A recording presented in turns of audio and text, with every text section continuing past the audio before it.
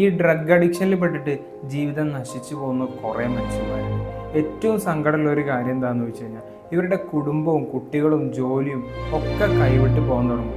സമൂഹത്തിൽ ഇവർക്ക് കിട്ടുന്ന റെസ്പെക്റ്റും സ്റ്റാറ്റസും ഒക്കെ പതിയല്ലാണ്ടായിക്കൊണ്ടിരിക്കും. ഒരു പോയിന്റിലെത്തുമ്പോൾ ഇതൊക്കെ അവർ മനസ്സിലാക്കാൻ തുടങ്ങും. അതിയായ കുറ്റബോധവും വിഷമൊക്കെ തോന്നി തുടങ്ങും. ഇതൊക്കെ നിർത്തണമെന്നുണ്ടാവും, പക്ഷെ അവരെ കൊണ്ട് പറ്റുന്നുണ്ടാവും. കാരണം അപ്പോഴത്തേക്ക് അവരുടെ ബ്രെയിൻ കംപ്ലീറ്റ്ലി ഈ ഡ്രഗിൻ്റെ കൺട്രോളിലായിട്ടുണ്ടാവും. പ്രത്യേകിച്ച് ഈ കെമിക്കൽ ഡ്രഗ്സ് ഒക്കെ ആണെങ്കിൽ നമ്മുടെ ചിന്തകളെയും വികാരങ്ങളെയും നമ്മുടെ വ്യക്തിത്വത്തെ വരെ ഇത് ബാധിക്കാൻ തുടങ്ങും. സ്വന്തം ഭാര്യേനെയും മക്കളെയും അച്ഛനെയും അമ്മയൊക്കെ ഉപദ്രവിക്കുന്ന ഒരുപാട് ആളുകളുണ്ട്. അവരുടെ ഉപദ്രവം സഹിക്കാൻ പറ്റാണ്ട് അവരിട്ടിട്ട് പോകുന്ന ഒരുപാട് കുടുംബങ്ങളുണ്ട്. ഒരു ക്യൂരിയോസിറ്റിക്ക് വേണ്ടിയിട്ടോ ഫണ്ടിന് വേണ്ടിയിട്ടോ പോലും ഇതൊന്നും ട്രൈ ചെയ്യാണ്ടിരിക്കുക.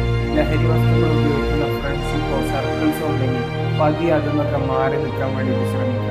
നമ്മുടെ കൺട്രോൾ വിട്ടുപോകുന്ന രീതിയിലുള്ള അഡിക്ഷനിലോട്ടൊക്കെ എത്തുന്ന സമയത്ത് ഒരു പ്രൊഫഷണൽ ഹെൽപ്പ് സീക്ക് ചെയ്ത് അതിൽ നിന്ന് പുറത്തു വരാൻ വേണ്ടിയിട്ട് ശ്രമിക്കുക.